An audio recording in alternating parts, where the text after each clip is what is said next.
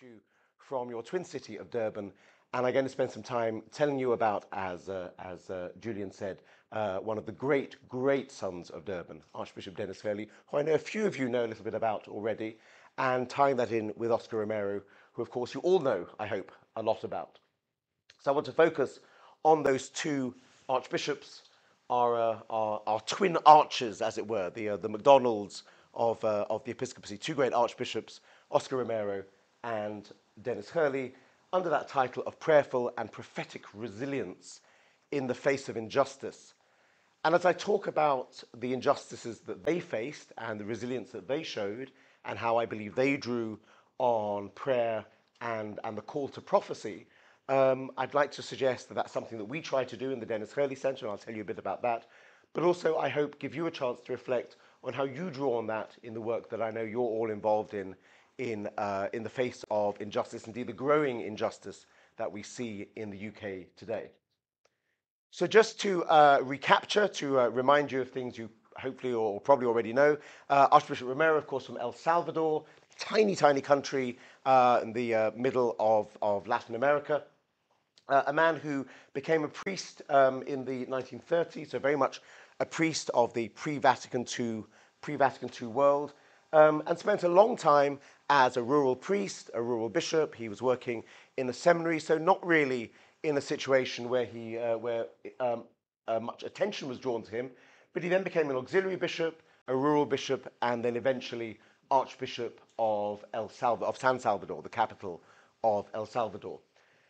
And once he became a bishop, he began to realize that the country in which he was serving was one that was riven with injustice. There was a military dictatorship. Oh. It's probably a bit too bright, I think. Is there?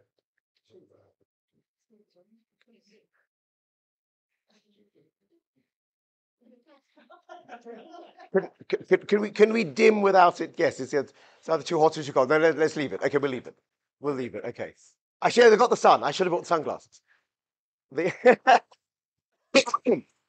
As long as you can see the slides. So Romero found himself as bishop in a situation where there was massive injustice, massive political oppression, a right-wing military junta, and people regularly being detained without trial, being tortured, being murdered and disappeared. And in the face of that, understandably, he's asking, well, what is the role of the church when faced with such violence and such injustice? And Romero, somewhat unexpectedly, given his background, given his appointment, became a great champion in the cause of justice and used his platform as an archbishop to be a phrase that he really popularized, to be a voice for the voiceless, to speak out for those who would otherwise not be heard. And as you're all aware, that ended very badly when on the 24th of March 1980 he was shot dead. He was assassinated while saying mass at the beautiful chapel of the convent where he stayed. And as many of you have seen that wonderful reenactment in the film, he's holding the chalice, he's shot dead, and the blood of Christ mingles with his own blood as he falls to the floor. An extraordinary death. At the same time, on the other side of the world, at the very tip of Africa, on the Indian Ocean, looking out from South Africa in Durban, we have Archbishop Hurley. Hurley's story actually begins not in Durban, but in Cape Town. Hurley's father was from Skibbereen, as we were just discussing, County Cork, and his father was a lighthouse keeper. And when Hurley was born, his father kept the light, first of all, at Cape Point, and then on Robben Island. Hands up those of you who have been to Robben Island. It's great. I'd love to ask that question because people have. So when you go on the tour of Robben Island, you visit the other buildings, and one of those buildings is the old schoolhouse. And here is a photo of the old schoolhouse, and in that photo is the young Denis Hurley, because this was his first schoolroom. And you can always spot Denis Hurley in the photo because of the ears. He has very distinctive looking ears. So Hurley grew up on Robben Island, and when he finally met Nelson Mandela in 1990, after Mandela's release, apparently their first conversation was about their relative experience of living on Robben Island, 80 years apart in very different circumstances, but they had both lived there. So Hurley also became a priest in a pre-Vatican II church, You'll notice a lot of lace appearing, and beautifully, we still have that chasuble in our centre, beautifully embroidered chasubles, hats, and all that wonderful stuff. But became a bishop also in that pre-Vatican II church. So you see yet more lace, a cappa magna. I understand they're coming back into fashion in certain parts of the church, and lots of lovely ermine.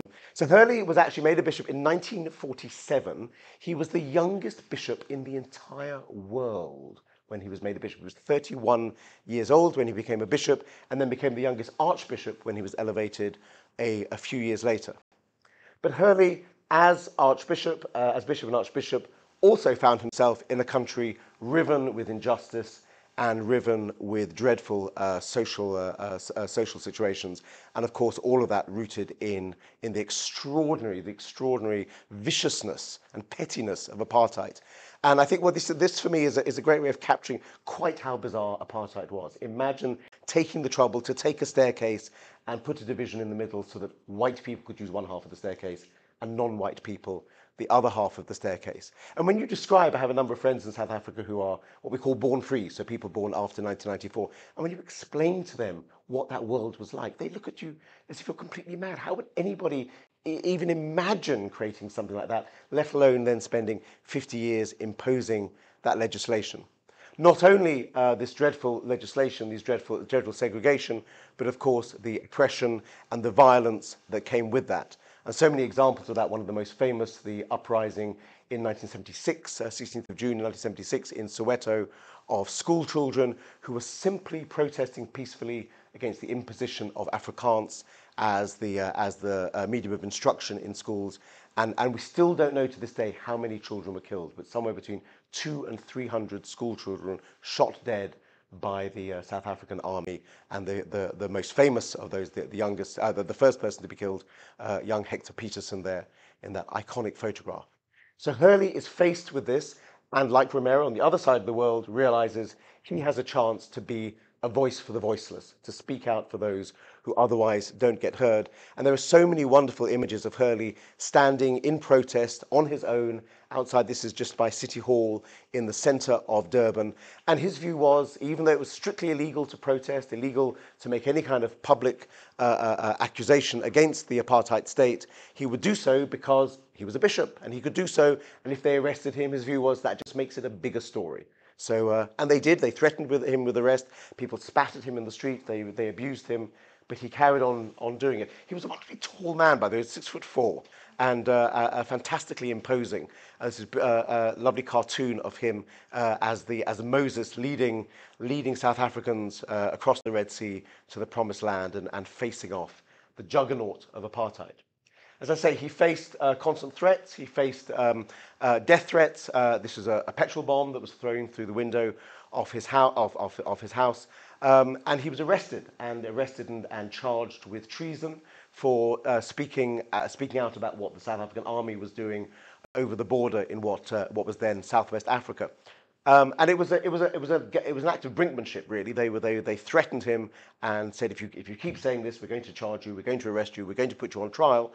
And Hurley saw them out. He said, well, carry on, go ahead, because once I get to trial, I'll be able to say in court all the things you don't want me to say outside of court. And in fact, the night before the legal case, the charges were dropped. Hurley, however, survived the death threats, survived the intimidation, and went on to see South Africa through the democratic elections 30 years ago in 1994, became Chancellor of our local university in Durban. So here he is capping Cyril Ramaphosa, our current president, at least up until the 29th of May. We'll see what happens after that. And I don't know if any of you recognize the lady with him. That's Brenda Gourlay, who was Vice Chancellor of the university at the time, and then came to the UK and was Vice Chancellor of the Open University. So Hurley ended up having a rather lovely, distinguished retirement, lots of honorary doctorates, and finally died very peacefully at the age of almost 90, and is buried, as every good bishop, in his cathedral. And we've marked out his grave as a shrine. And though he's not yet St. Denis of Durban, it has a lovely ring to it. And we are hoping that we can make some progress on that. So there, as I say, we have these two, I think, two giant figures in the history of the church in the 20th century, opposite sides of the world, both of them archbishops, some things in common, but also some very distinct dissimilarities, all kinds of differences between them. Hurley was in charge of a diocese for 45 years. Romero, on the other hand, in charge of a diocese for only a few years. Hurley was an archbishop for almost 53 years. Romero, an archbishop for only 3 years. Hurley was a really leading figure. Because he was made a bishop in 1947, he was a leading figure in the Second Vatican Council. Indeed, there's one book about the council which describes the 10 men who made the council, and Hurley is held up as one of those 10 men. He was by far one of the most influential English-speaking bishops at the council, whereas during the 1960s, Romero was really hidden away in rural parts of El Salvador. Hurley died very peacefully in his 90th year, whereas Romero, of course, was assassinated aged only 62. And Hurley had a huge international influence during his lifetime. And if you want reminding of why that is the case, almost everyone in this room, apart from possibly 2 people, will have spoken Hurley's words every week, possibly several times a week, for decades. Because after the Second Vatican Council, once it was decided that the Mass should be in the vernacular, it was Hurley and a number of other archbishops who advocated that there should be a single English translation for all English-speaking countries around the world. And they got what they wanted, and Pope Paul VI entrusted Hurley with the job of creating that single unified English translation that would be used all around the world. Now, the idea today of getting 20 conferences of bishops in different parts of the world with different cultural backgrounds to agree on anything, but with the help of the internet and email and WhatsApp groups and so on, even today that would be baffling. But Hurley was doing that in the 1970s, where it took a week for a letter to get from Durban to London or Rome or Washington, where there was no fax, there was telex, I guess. But he managed to do this extraordinary task. And that was the text that we all used from 1971 up until about 10 years ago, the first English language text for all the prayers. So a huge influence he had, not just in South Africa, but around the Catholic world. Whereas in a sense, Romero's international influence, I think, really comes after his death. He was a known figure before then, but it was the trauma, the drama of his assassination that drew him to international attention. But on the other hand, whereas Romero is, as Julian reminded us, very much recognized now by the church as a saint and a martyr, we're still waiting for that great public recognition of Archbishop Hurley. So those are the differences.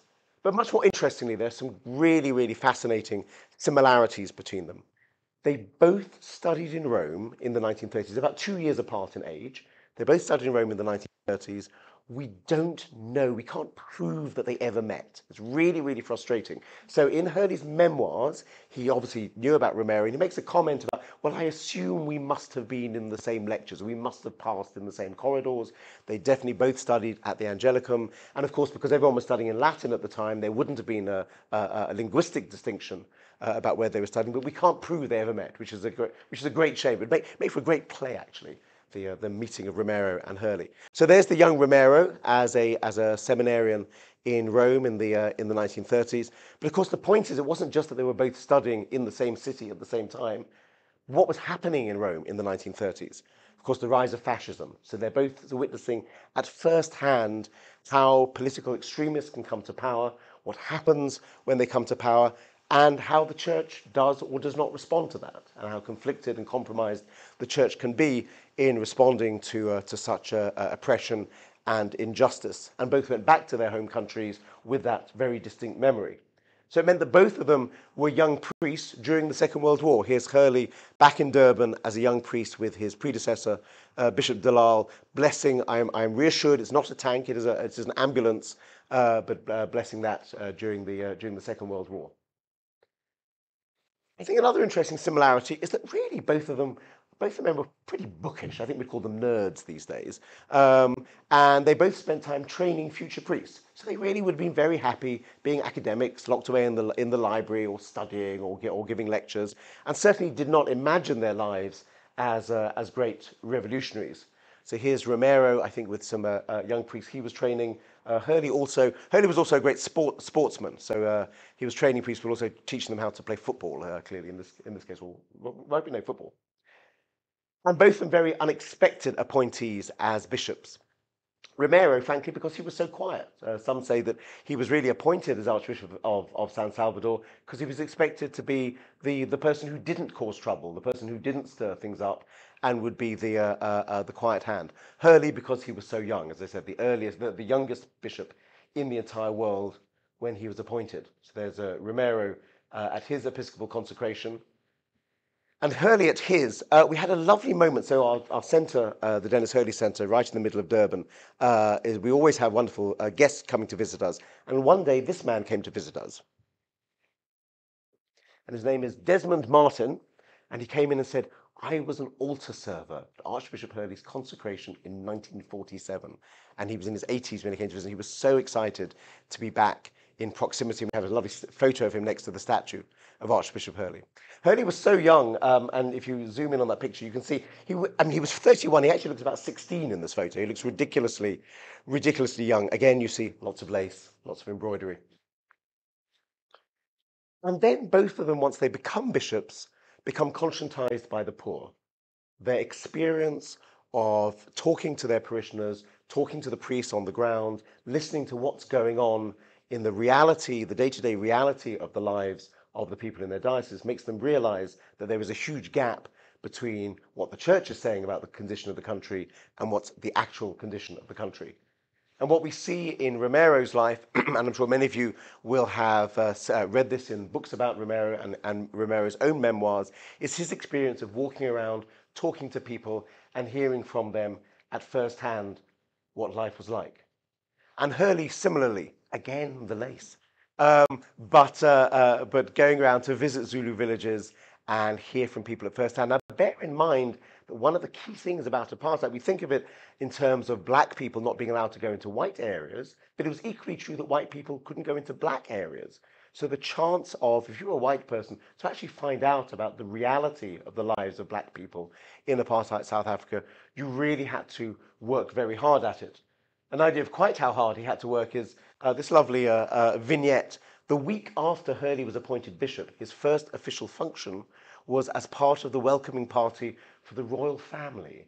So George VI, rather, Queen Mary and the young Princess, the Queen Elizabeth and the young Princess Elizabeth on their royal tour of South Africa in 1947, and Hurley was there to welcome them. So that's the world of what it was to be a bishop in South Africa, and yet Hurley broke out of that to find out what was really going on in the lives of ordinary South Africans. And both, of course, became great icons in the fight against injustice.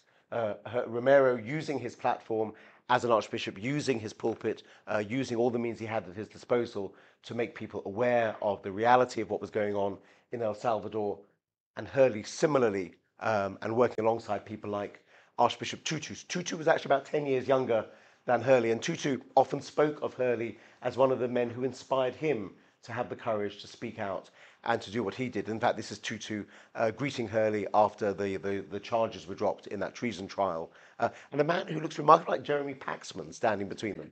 It isn't, but it so could be. Had, should we say, difficult relationships with their fellow bishops, and at least complex relationships with John Paul II. And I want to say complex because there was good and bad in both of those. And some of you will be aware of some of the tensions between Romero and John Paul, but equally after his death, John Paul made a point of visiting Romero's shrine and praying at it. Similarly, John Paul and Hurley did not always see eye to eye on things, but John Paul made a point. Hurley was a member of the Oblates of Mary Immaculate, and John Paul, speaking to the congregation of the Oblates, made a point of mentioning Hurley as one of the two great Oblates in the history of the congregation. So again, a conflicted relationship.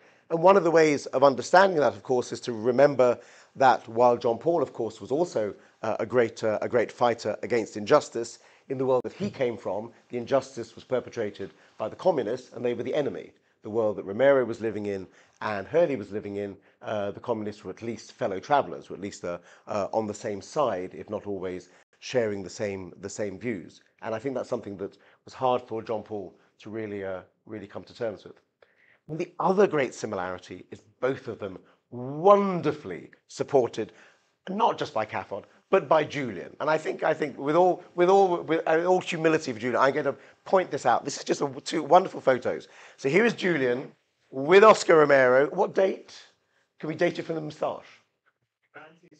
1978, so visiting Romero in El Salvador with a group of British parliamentarians, and then I think a few years later with Archbishop Hurley in, I think, Brentwood, because that's Bishop Patrick Casey next to him, CAFOD and Julian standing side by side. And I think we have to remind ourselves of the huge importance and the huge role that the Catholic community in England and Wales has played through CAFOD in influencing, in supporting movements against injustice around the world, and the fact that that is such a, in a way, the Catholic Church reaches way, the English Catholic Church reaches way beyond its size when you look at the scope of that sort of work. It's fascinating to this day. When I'm in South Africa, I don't think CAFOD has done any work in South Africa for about 15 or 20 years, but I just mention the name CAFOD, and people say, oh yes, we remember CAFOD, a wonderful, wonderful organisation. So great to know that, and great to be reminded of that. So there we have those similarities between the two of them. And what I'd like to do is spend the rest of the lecture reflecting on this notion of a prayerful and prophetic witness, resilience in the face of injustice. And clearly I'm going to suggest that St. Oscar and Archbishop Hurley are models for that mission. But of course, essentially, that is our greatest model for that mission is the model of Christ.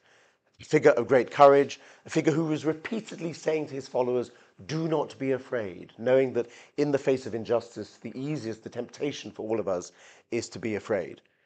A person who always withdraws to pray before anything happens. So prayerfulness is key to being prophetic, going inwards so that he can then go outwards, and always basing his mission on Scripture. And what I'd like to do is take a particular scripture, a scripture which has a scripture embedded within it, Luke 4, and within that, Jesus quoting from Isaiah 61. So we have that dramatic scene where Jesus goes back to his hometown of Nazareth and walks into the synagogue, and like any adult Jewish male, he's entitled to read the scriptures. He takes out the scroll of the scriptures, and as you know, the tradition is you simply open the scroll where it was last closed, and you read the next portion.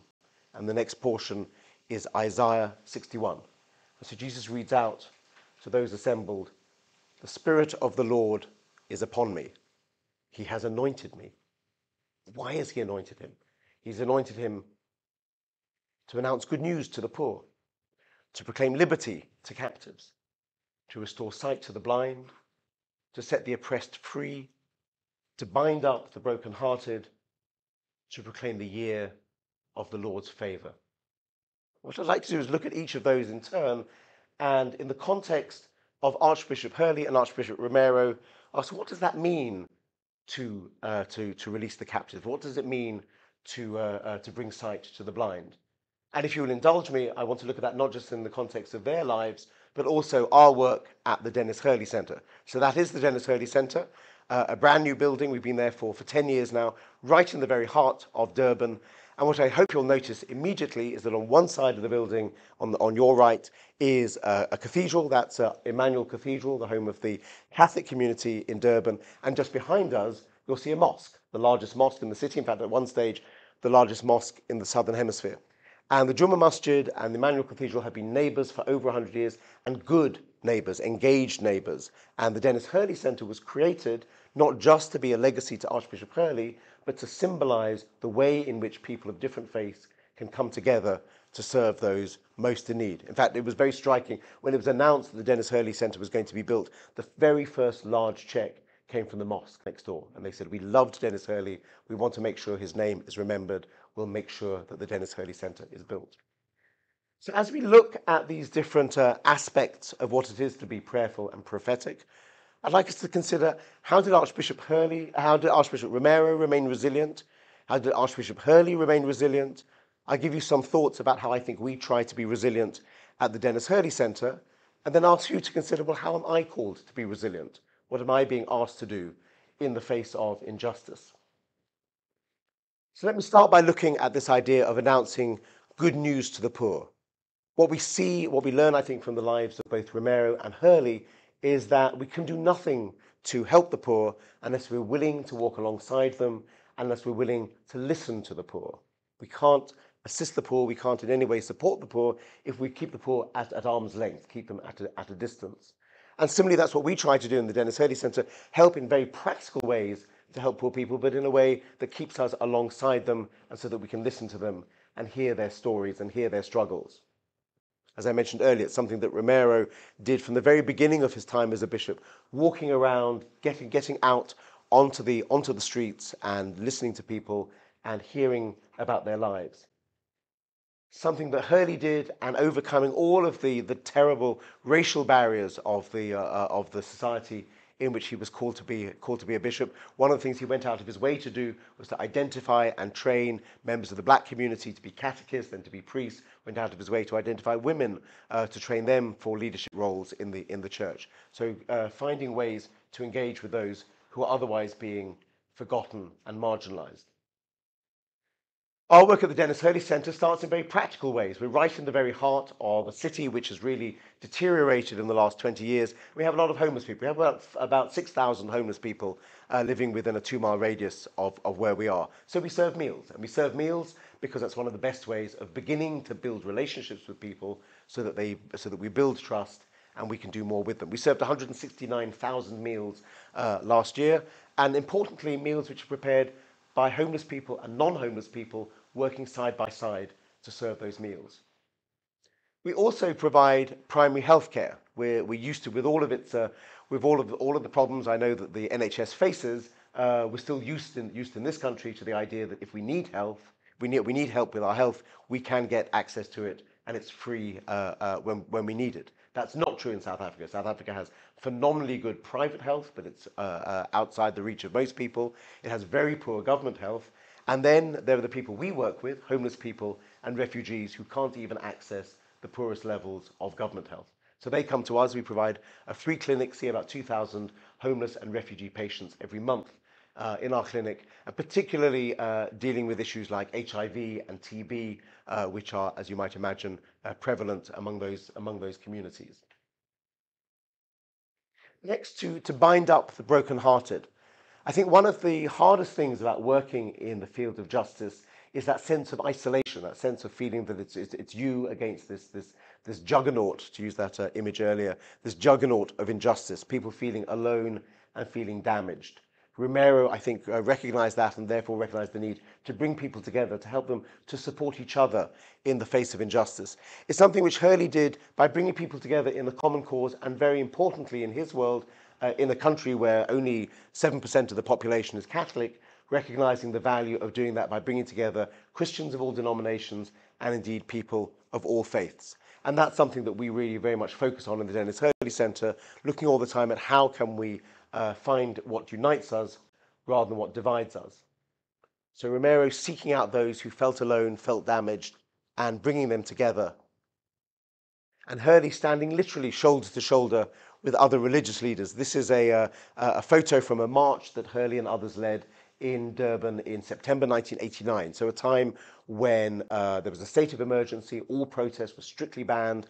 Tutu had led a march in Cape Town, and that had managed to go off successfully. So Hurley said, well, we need to do the same in Durban. And here he is literally shoulder to shoulder with Anglican, Methodist, Congregational, Muslim leaders, walking along what was then Queen Street and is now called Denis Hurley Street in his honour. When we unveiled this, we've got a big version of this in our building. And when we unveiled it, Bishop Michael Nuttall, who's the Anglican bishop immediately on Hurley's right, as you're looking at the photo, Michael was there for the unveiling. And he said, you look at the photo, you'll notice that we're all trying hard to smile, but the smiles look a little bit false. He said that's because just before the photo was taken, the organizer said, well, we'll put all the religious leaders at the front of the march because you're less likely to be shot at. And then, as they walked down the road, down every side road, there were tanks and there were soldiers ready to move in. And of course, Soweto and Sharpeville, and there have been so many cases where innocent protesters had been shot at the march. The march went off safely. John Borman, the Methodist bishop, his wife was there as well, Gloria. And Gloria said, I was so pleased because it was my birthday and I booked a dinner and I thought John was going to be arrested. I'll never see him again. So the march went off successfully. And of course, just a few months later, Mandela was released and the ANC unbanned and apartheid began to be dismantled. So as I said, our focus is similarly looking at ways that we can bring people together to focus on what unites us rather than what divides us. So because of our proximity to the cathedral and the mosque, all of our volunteers who come in, we have groups from local schools and universities and so on, come and do a tour of both buildings. This is actually a group of American students from Boston College who were over recently. And interestingly, within that group, there were some young Jewish students who had never visited, none of these young people had ever visited a mosque before in the States. And it was a lovely opportunity while they were in Durban to take them to the mosque and give them a chance to meet our Muslim neighbours and learn more about Islam and ask questions. And in a few weeks' time, as we do every year, we'll be hosting an interfaith iftar with the mosque. We identify a date during Ramadan, encourage non-Muslims to spend one day in following the Muslim fasting laws, and then come together outside our building so we can hear the call to prayer and then break the fast together and recognize that. And these last few years, when Lent and Ramadan have coincided, it's been really interesting to spend time reflecting on the ways in which our two religious traditions both use fasting as a way of focusing. And our volunteers in our building come from all the religious communities. This is a lovely photo of literally a Jewish woman, a Jewish woman, a Muslim woman, and a Christian woman side by side, preparing food. And the joke we always used to say is that anywhere else in the world, if you had a Jew and a Muslim and a Christian, and you gave them knives, they'd probably start killing each other. But at the Denis Hurley Centre, they start chopping vegetables because we have to serve lunch. To proclaim liberty to captives, the importance of proclamation, of speaking out, is so critical in the face of injustice. And one of the things which is very striking about Romero is the way in which he looked at different ways to make sure that his message was heard. Hurley not only speaking out, but also using religious gestures, and I'll give you an example of that in just a moment. And similarly, we see a large part of our role to be a voice for the voiceless, people who don't otherwise get heard. So Romero was using radio very effectively in the 1970s to broadcast around El Salvador to make sure that his homilies were heard not just by the people in the cathedral, but by people out in rural areas. And when the radio station was destroyed by the... ESCOM comes to Leeds.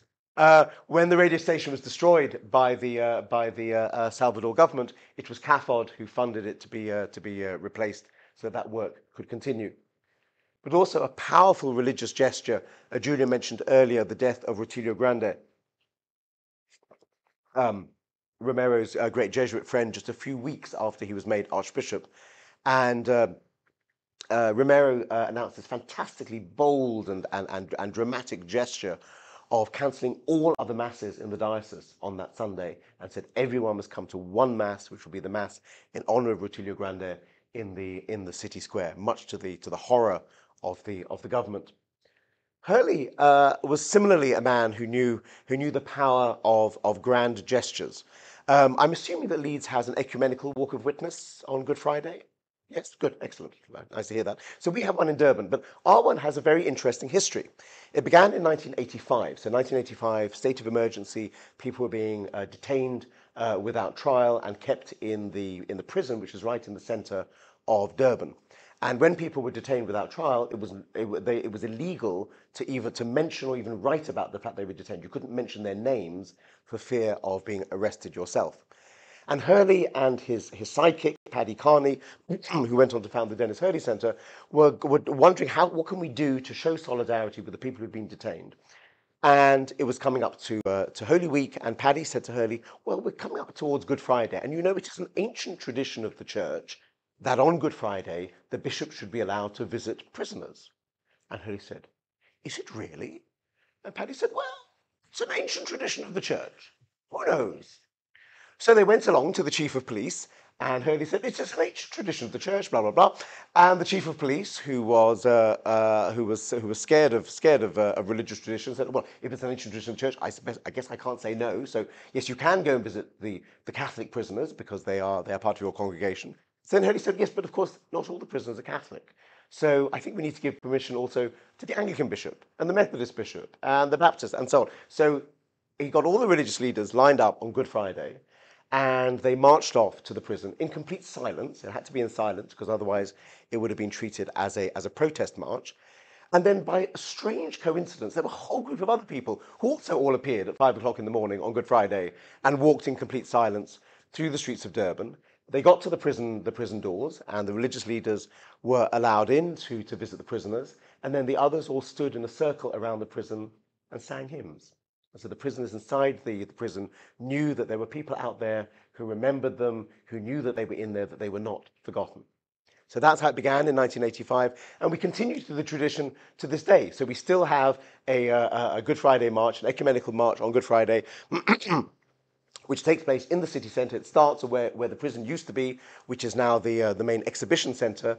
And again, we walk in complete silence through the streets of Durban, honouring that first moment, and then gather outside City Hall and sing hymns. So it's a lovely tradition and a really interesting example of how you can use a bold religious gesture to draw attention to your cause. We are constantly using the media to make sure that the causes that we're fighting for get heard. A few years ago, Durban hosted the World AIDS Conference. So this is like the United Nations AIDS Olympics. There were thousands of people from all around the world coming together to sit in a fancy conference centre and talk about HIV and AIDS. And immediately before that conference, the city did what it always does before a conference, which is that it sent the police out in the middle of the night, and they picked up homeless people and they put them on trucks and they drove them out of the city, because that way they had cleaned up the streets before the conference began. And it's something that they have done and continue to do. And we know that every time they do that, it means that some people who are living on the streets and who are HIV positive and are dependent on ARV drugs in order to stay healthy lose their drugs. And this guy had come into us and said, and he had his friend's drugs, said, these belong to my friend, and I haven't seen my friend for 2 days since he was picked up by the police. So there was a conference supposedly helping people affected by HIV, and yet the police have effectively harmed the health of people who are HIV positive. So I contacted a good friend of mine who works for Al Jazeera, and I said, I know you're covering the conference. I have such a good story for you. And we managed to get this as the lead story on Al Jazeera that night about the AIDS conference. And the city was so angry with us because, of course, they hoped to have this wonderful story about how great they were in hosting the conference, whereas we told the truth about what's really happening on the streets of Durban. But we like to do that in a way which is not just being a voice for the voiceless, but importantly, enabling people to speak for themselves. So we have elections coming up in a few weeks' time in South Africa, and every time we have elections, we have a big drive to make sure that homeless people are registered as voters. And because we are a voting station, they register in our building, and then we host a town hall meeting just before the election, and we contact all the local political parties and say, we have 300 or 400 homeless people here who all have votes, and they want to know who to vote for. So come along and talk to them. And of course, the power of a homeless person who normally feels so neglected, so marginalized, to be able to sit in a room with politicians and ask questions and listen to their speeches and feel and recognize that they count as much as anyone else. And then on voting day, it's so wonderful to see our queue of voters snaking outside the building, homeless people and the local neighbors all standing side by side in the same queue. To restore sight to the blind, I think one of the greatest challenges we have in the face of injustice is to open our own eyes and to open the eyes of others. The blindness is usually self-imposed. It's a blindness where we don't want to see what's right in front of us. We don't want to see the reality of the injustice, the reality of the inequality which is all around us. We don't want to see with the eyes of Christ. And I think the challenge that we have is, how do we help people to overcome their blindness and to even to realize that they are blind to begin with? It's something that Romero had to do with his fellow bishops. He did not initially get the support of his fellow bishops and had to work hard in his time as Archbishop to help them and other religious leaders to see the importance of speaking out against injustice. It's something that Hurley did in his time of standing on his own, week in and week out, outside the city hall, different parts of the city, engaging with people, talking to them, explaining what was going on. Remember, the media was so controlled in South Africa that most white people had no idea of the reality of what was going on right on their doorstep. That was true in the days of apartheid, where you had this legal segregation.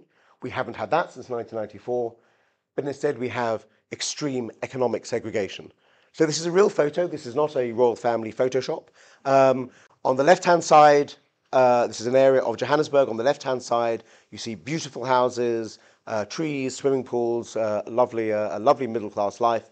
And on exactly the opposite side of the same street, people living in shacks, no trees, no gardens, no swimming pools, probably no electricity. So that's the reality of life in South Africa today. So of course it's not 50-50, it's 10%. 90% is the division between those two. Faced with that, the reality today is that most people who live on the left-hand side of that picture have no idea what life is like for the people who live on the right-hand side of the picture, and they have no way of finding out. They don't go there, they don't talk to those people, they don't engage with those people in any way other than perhaps as servants who come into their homes. So one of the things that we try to do is use the performing arts as a way of bringing people together. We have a dance group that regularly rehearses in our centre, and then they put on performances. And because they're a very well-known dance company, then people want to come and see them. So we've got middle-class people coming to sit alongside homeless people to share dance. We have jazz concerts, we have classical concerts, we have all kinds of ways of bringing people together in a shared space in a country where there are so few common spaces where people can engage with each other. I think that this challenge of setting the oppressed free is very much a need to give people a vision, to give people a sense that there is an alternative, there is another world that is possible. And when we're faced with injustice, the temptation is to fall into despair. The temptation is to assume that nothing will change, it's only going to get worse. And of course, despair is the great risk, the great sin for those who should be believing in hope. What we see in Romero, I think, is a real sense that he needs to give his people a vision, even if he doesn't know whether it's achievable, when it's achievable, the importance of having a vision of what life could be like. Can I actually start building the kingdom now? It may not happen in my lifetime, but can I begin now? And can I help people to feel what freedom might actually be like? So in Romero's writings and in his homilies, he's not only describing the awfulness of what's going on in El Salvador, but also talking about the possibility of what could be the case, what the kingdom would look like when it comes to rain, and something he's sharing with the people as he walks around the country and shares his vision. A very specific example of how Hurley did this was in relation to conscription. So during the apartheid years, all white men were obliged to conscripted into the South African army, and there was no opportunity for somebody to claim they were a conscientious objector and to opt to do non-military service rather than military service. And Hurley decided to lead a campaign to provide a non-military version of national service so that people could opt in for that. And when the government refused to contemplate it, he simply created it. He got the funds together and he started creating roles for people to demonstrate that they were willing to serve the country, but willing to serve in a non-military way, and demonstrated in practical ways what that vision could look like. We try to do that in different ways. So one of the big challenges working with homeless people is to help them and help others to see that there is a life beyond being homeless. There is a way in which they can turn their lives around. And our most successful way of doing that is through book selling. So we have homeless guys who we've trained and deploy around the city in churches, and this is an exhibition centre, at theatres, in malls and so on, to sell secondhand books. And every single one of those guys is now off the streets, is making a regular income and able to pay for a shelter or a room or indeed their own flat, and transform their lives. So for them, it's a vision of what they're achieving that. But for other homeless people, and indeed for people who see the homeless on the streets of Durban, there is a vision of what might be possible. There is a way in which you can turn someone's life around, and it's not by cleaning the streets or shining shoes or cleaning cars, but doing something which is respectable and which is dignified and reinforces the value of homeless people. I was chatting to one of our booksellers the other day about he absolutely loves reading and he reads all the time. I said, "It's just amazing how much you read." He said, "Hey, where did you pick up this passion for reading?" He said, "When you've spent as much time in prison as I have, you discover that reading is a great way of filling the time." So there you are. We make a virtue out of necessity. And then there's one act that we do every year, which is our way of trying to symbolize a vision of what South Africa could be. The 16th of December is a critical date in South African history, and it's a date that was very much laden with all kinds of baggage from the old regime, but Mandela kept it as a public holiday, and it's now called the Day of Reconciliation. So it's a very important public holiday in South Africa, and we host every year what we call the Meal of Reconciliation. And the idea of the Meal of Reconciliation is that anybody can come into our building and share a meal. And literally, we say to people, come and join us, and you'll have a homeless person sitting on one side and the American ambassador on the other. So people come together, they sit side by side, they share a meal, that wonderful image of companionship, of communion, using food as a way of bringing people together. And we follow a very Durban tradition. If you have a large number of people to serve food to, then because Durban has a significant Indian influence, biryani is the standard way of serving a lot of people. And we've now got a pattern of how we do this because we have a Christian biryani, a Muslim biryani, a Hindu biryani, and even a kosher biryani. So we make sure that everyone gets the food that they need, and we use that to show what unites us rather than what divides us. And then finally, to preach the year of the Lord's favor. I think there's a great temptation in any kind of justice work to hope that eventually we'll get to that point where it'll all suddenly work, it'll all come together, and we just have to, if we wait long enough, then that moment will arrive. But instead, we have to keep believing that hope will triumph in the end, even in the face of continuous setbacks, even in the face of not reaching that perfect moment.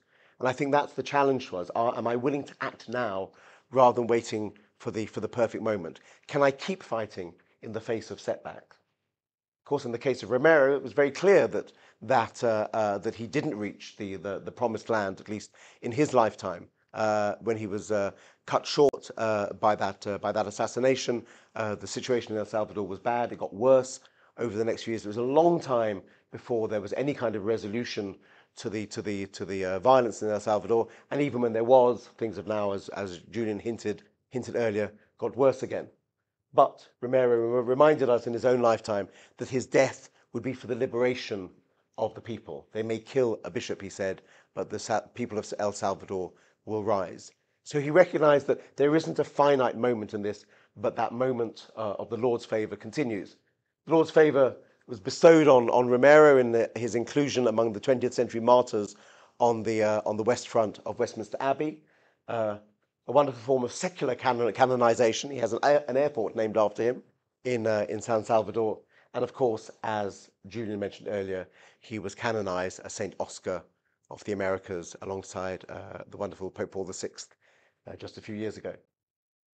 In the case of South Africa, it looked as if we had that moment. It looked as if we had the year of the Lord's favor, 1994, 30 years ago. I can't believe it's 30 years. You all remember those extraordinary photographs of long snaking queues of people waiting to vote. Most of them, remember 90% of the population voting for the first time in democratic elections. One of the words that we use to describe that moment of the Lord's favor is kairos, that Greek word of the perfect moment. And key in the history of South Africa is a document called the Kairos document, written by a number of Christian writers, including, and I hope many of you know the name, Albert Nolan, a Dominican theologian, great liberation theologian in South Africa. If you have not read it for many years, or if you've never read it, go away and read Jesus Before Christianity. It is, I think, one of the greatest works of 20th century theology, and it's completely mind-blowing, and it's wonderful. Albert died just a few years ago, and it was lovely to get to know him in his final years, still as feisty as ever, and still as brilliant and as intelligent as ever. But the reality was that 1994 was not the pot of gold at the end of the rainbow, and all kinds of things started to fall apart. Of course, Mandela became president. Lovely picture here of Hurley and Mandela meeting just around that time. But soon after that, first of all, we had the scourge of AIDS coming in to the country and the huge impact that had on lives and on the economy. And faced with that, the ANC consistently, through Thabo Mbeki, Mandela's successor, being denialist about AIDS and refusing to introduce measures that would have contained the disease at an early stage. But Hurley was one of the first religious leaders to speak out against AIDS, one of the first people to talk about it, to recognize that it was something that was happening in our communities, that it needed religious leaders not to condemn people, not to stigmatize people, but rather to respond in a compassionate way. And here he is with the young Zwelium Keys, who was then the local health minister and went on to become the National Minister of Health during the COVID pandemic.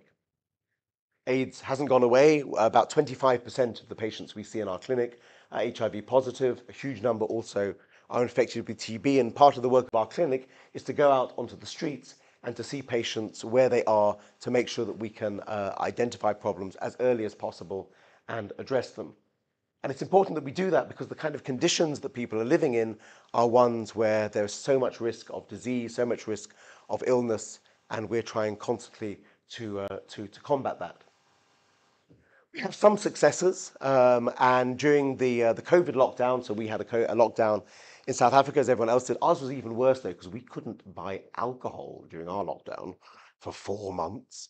But we were for the first time ever in all the time I've spent in South Africa, we actually had fantastic collaboration between civil society and local government. We helped set up emergency shelters for 1,500 people in 3 days, and then when the COVID vaccination was introduced, we made sure that was accessible to everyone. There's a lovely story about this. So when they introduced the vaccine, they set up a system whereby everybody could access it, whether you had private health or you didn't have private health, you would go anywhere and get the vaccine, but you had to show a document, which means you either had to show a South African ID, so South Africans all have an ID card, or a passport if you're a foreigner. But most of the homeless guys we work with do not have IDs, and most of our refugees, even if they have passports, are not going to show them to a government official because they're worried about what will happen. So we were saying, well, this is ridiculous. We've got people who want the vaccine, they can't access the vaccine because the system won't allow it. So we spoke to the local health people, and they said, well, we can't do anything about it. That's the system. You're stuck with it. So we went up a level to the provincial health people. They said, no, we can't do anything about it. Went up another level to the national health people. They said they couldn't do anything about it. And then I managed to find the email address of the Director General of the Department of Health. He doesn't know me from a bar of soap, but I sent him an email. Dear Dr. Chris, blah, blah, blah, and explained the problem. And I was sitting at my desk, and 20 minutes later, the phone rang. I picked up the, hello, this is Dr. Nicholas Crisp. I said, really? You're phoning me in person? I mean, there must be like 17 layers of people below you could have sent to call me. And his exact words to me were, as soon as I saw the name Denis Hurley, I thought I'd better call you. Yes.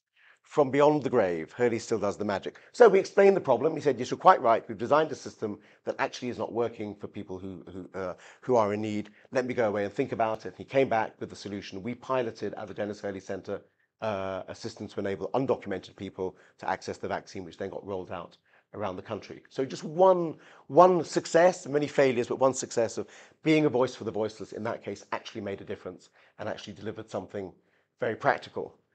And when I go back from the UK back to South Africa, I'm being plunged into an exercise with our National Department of Social Development to develop a national policy on homelessness.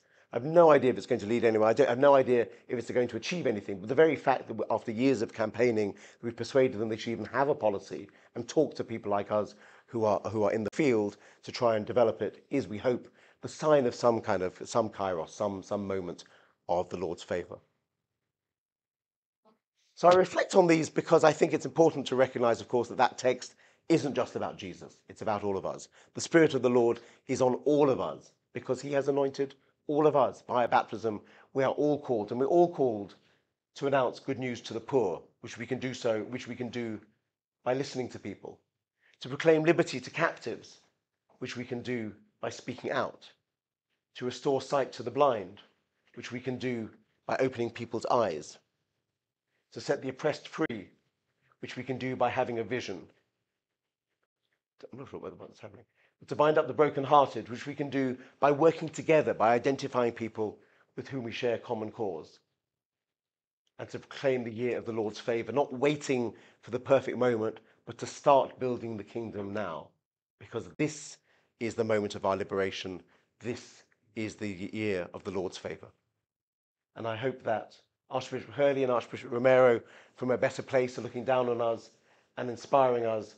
And I hope that something of what I've shared about the Denis Hurley Centre also gives you an example of the possibility of being prayerful and prophetic in the face of injustice. Thank you.